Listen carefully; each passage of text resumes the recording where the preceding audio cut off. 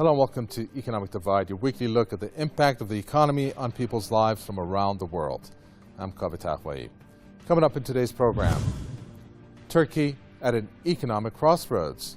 There's a transformation going on, and it's a painful transformation, and still the economic inequality is a big part of the problem. Prime Minister turned President Erdogan, his policies are threatening democracy. Foreign investment down. The currency sliding against the dollar.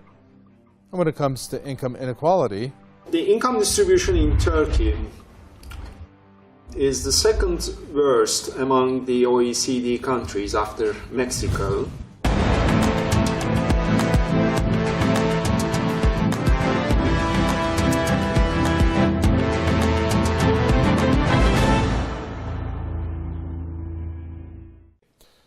Turkey, largely located in Western Asia, with a portion of it in Southeastern Europe. In terms of its economy, it's defined as an emerging market economy by the IMF, but indicators show that boom time may be over. One reason, the government has failed to implement reforms.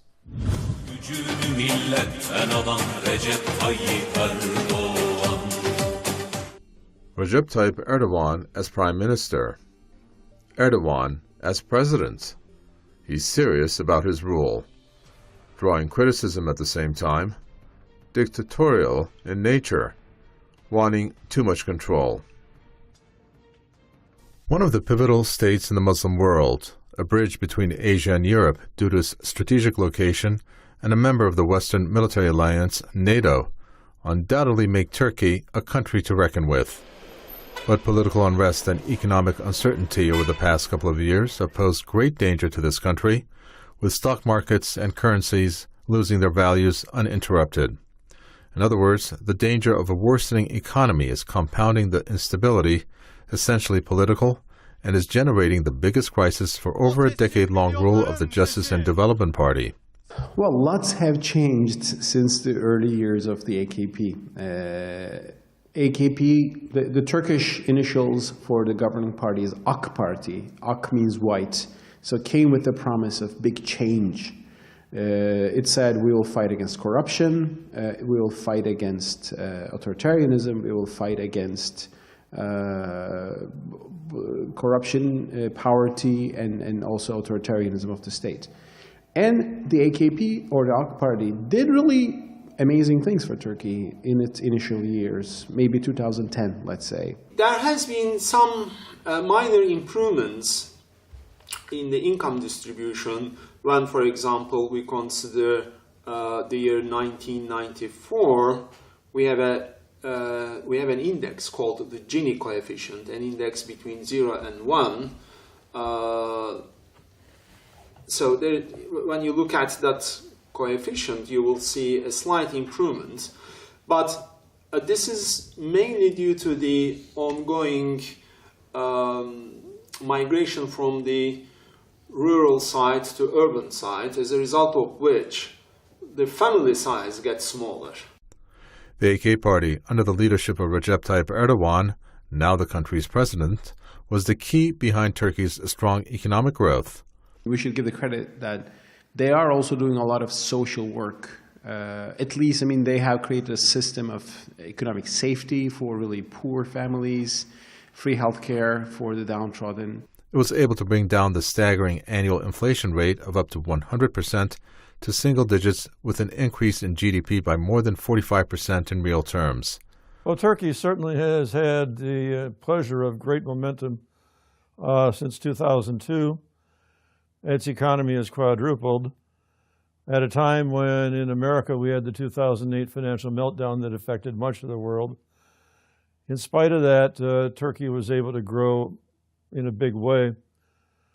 Part of its success was hot money coming from America, Europe, and Japan. In America, when the American government drove interest rates to nearly zero, investors were desperately looking for safe places around the world to invest their money. And fortunately for Turkey, Turkey was one of the popular places. This hot money refers to a group called the Fragile Five, consisting of India, Indonesia, South Africa, Turkey, and Brazil. The countries have economies which are too hooked on foreign cash injections. Looking comparatively between the international reserves versus the gross external financing requirements, after India, Turkey has one of the highest. During its heyday year, the year 2013, its external financing standing at $150 billion. The economic gains made by the Erdogan government contributed to its victory in the last 3 elections. So, will it be right to say that the current turmoil is purely the Turkish government's failure to provide political stability? The economic divide in Turkey is a problem, and the government is criticized by the opposition for just creating a ruthless capitalism in which some people really get rich and some people are still very poor, and the gap is widening. The income distribution in Turkey is the second worst among the OECD countries after Mexico. And just to give a figure, the richest 10% in Turkey gets 30% of the total income, whereas the bottom 10% gets only 2.5,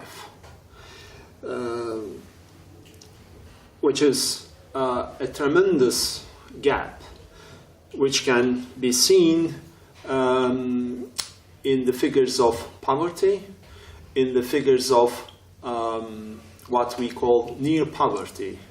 They are not under the poverty line, but they are at the very marginal level. So in the case you have a shock, they will be below the poverty line so easily.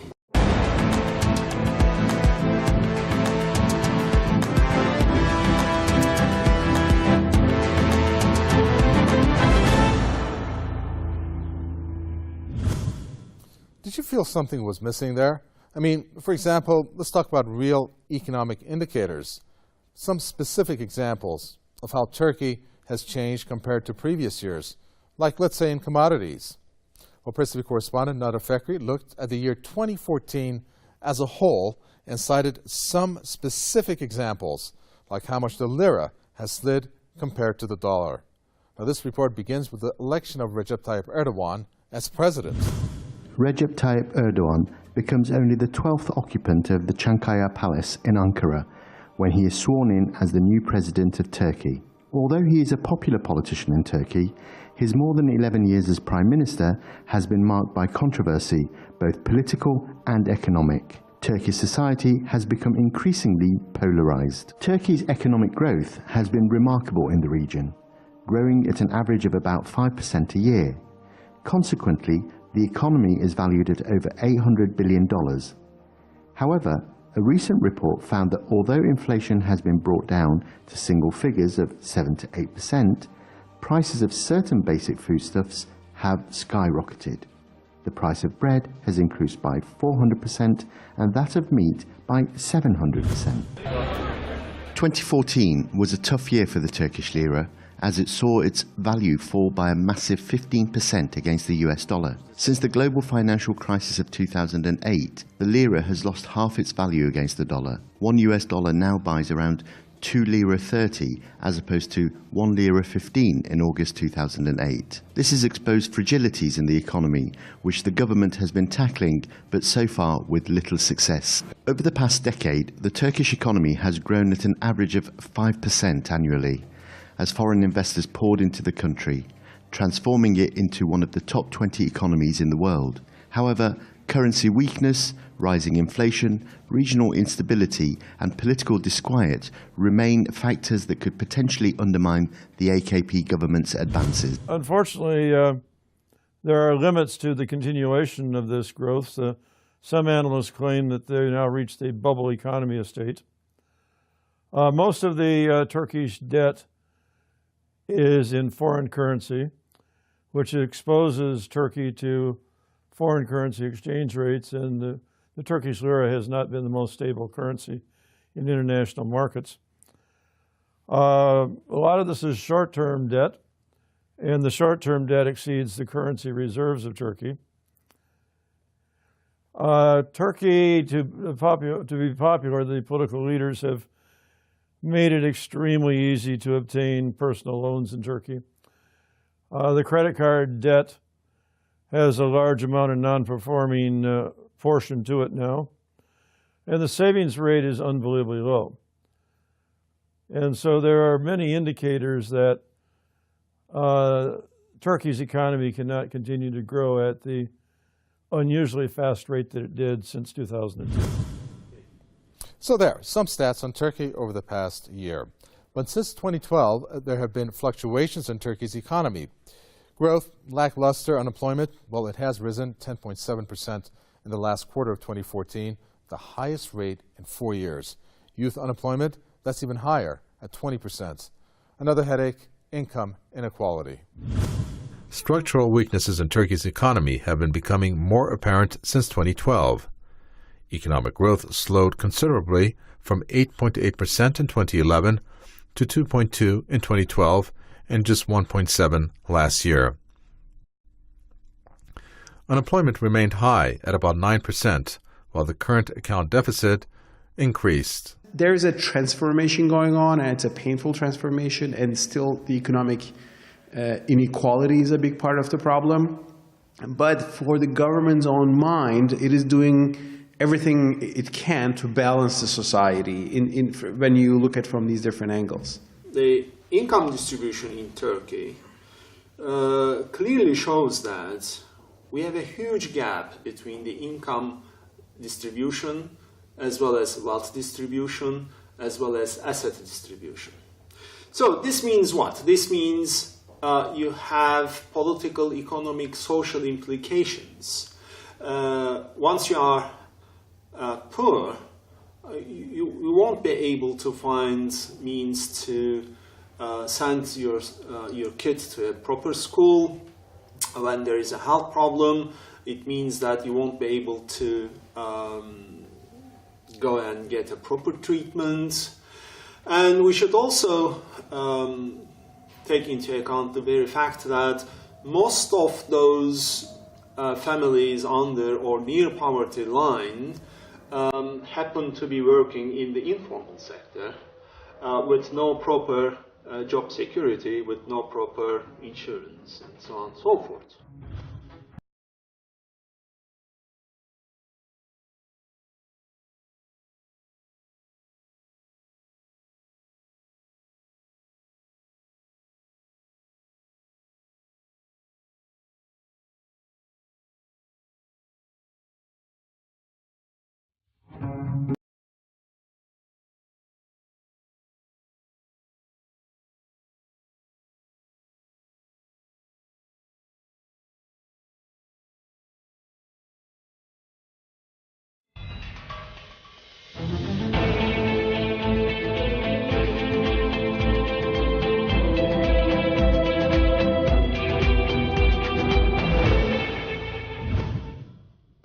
Who is Fethullah Gulen? That is our question to be explained in the next section. Now, what's obvious is that this person yields great influence in Turkey, from the judiciary to the police. And his riff with President once friend Erdogan is causing trouble for the president, although some, like one American guest in this segment, disagrees.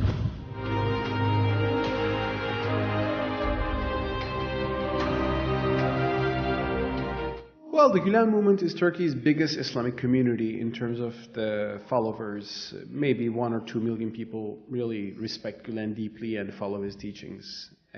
Until a year ago, the Gülen movement was deeply respected by the Erdogan government as well. They were allies. They fought together against the old establishment, the Kemalists, secularists. They together started to create this new Turkey. But then you had this very bitter and almost vicious tension within this new conservative elite, Gülen movement versus the AKP. How did this happen? Well, the Gülen movement is famous for schools, NGOs, and that's the civil side. But also it has a lot of members in the police and the judiciary. Erdogan said, well, here are our good Muslim pious brothers who are in the police. Let's just empower them further so they can catch any coup makers if they are out there. That's how the Gülen movement and Erdogan's AKP joined forces, especially in 2007, 8, 9, 10, those years. Erdogan, believe it or not, accuses a Turkish man who lives in Pennsylvania, in America, of being behind a parallel state against him.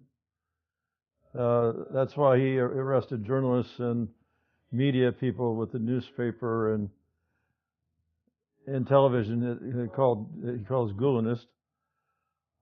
Interestingly enough, this man who lives in America, who somehow is a security threat to Erdogan,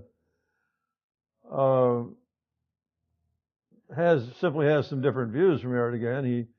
He thinks that Turkey should not be involved in any way in trying to hurt Syria, and he is strongly in support of fighting against the Islamic State.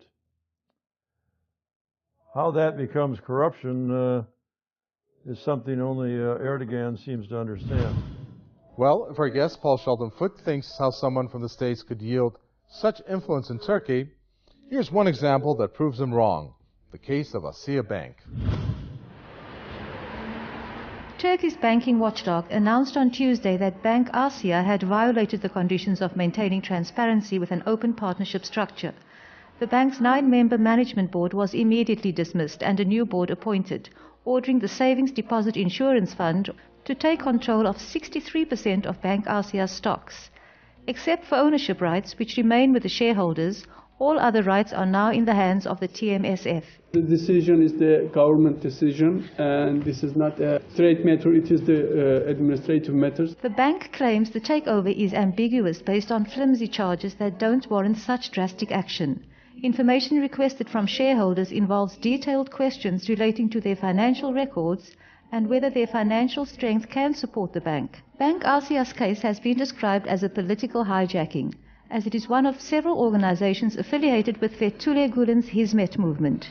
In the past year, Bank Asya has lost 50% of its assets and lay off 2,000 employees. President Erdogan has come under mounting criticism for his policies, like supporting the ISIL terrorists in the war in Syria, his clamping down on freedom of speech, like the internet, Twitter as an example, and the targeting of journalists and media.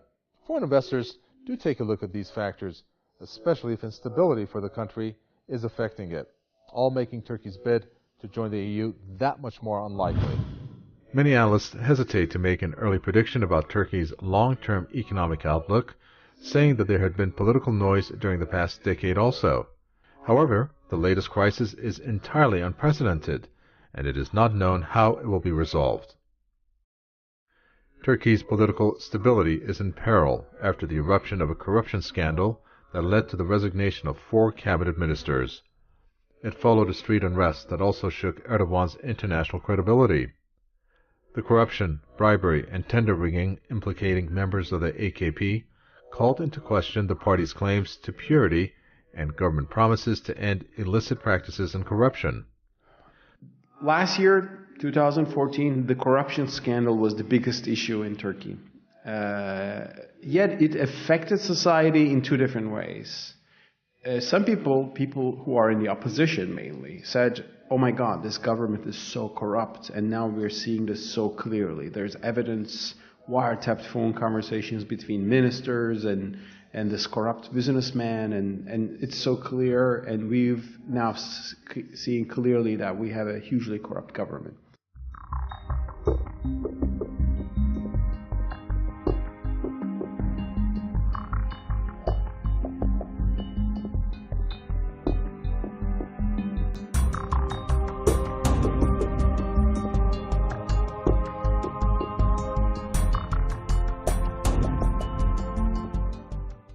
Are you home, son? Yes, Father. Now, this morning they made an operation. Ali Aoulu, Reza Zarrab, Erdogan's son, Zafer's son, Muammer's son, all their houses are being searched now. Tell again, Daddy? I'm saying that Muammer's son, Zafer's son, Erdogan's son, Ali Aoulu, Reza Zarrab, etc., they are searching the houses of 18 people under a big corruption operation thing. But for the people who sympathize with the government, the same investigation became the evidence of something else, a conspiracy against the government. because this was not a very normal corruption investigation. It was launched right after a political tension between the government and the Gülen movement, an Islamic community who has a lot of members in the police and the judiciary. And also the fact that the investigation's evidence, such as wiretapped phone conversations, were leaked to the internet right before the elections, also hinted that there is some political motivation behind the corruption investigation. From focusing on the local economy instead of its obsession to bring down Syria, to bridging the economic divide, those are a couple pieces of advice from our following guest in the next segment. Will the year 2015 win back some of the luster that Turkey's economy had in the good years? On its side, the Turkish government remains defiant, claiming that macroeconomic fundamentals are strong, banking sector is healthy, with strong public finances providing significant room to respond to shocks. In his last New Year's speech as the premier, Erdogan once again reiterated his dream goal to bring the country into the top 10 world economies by 2023.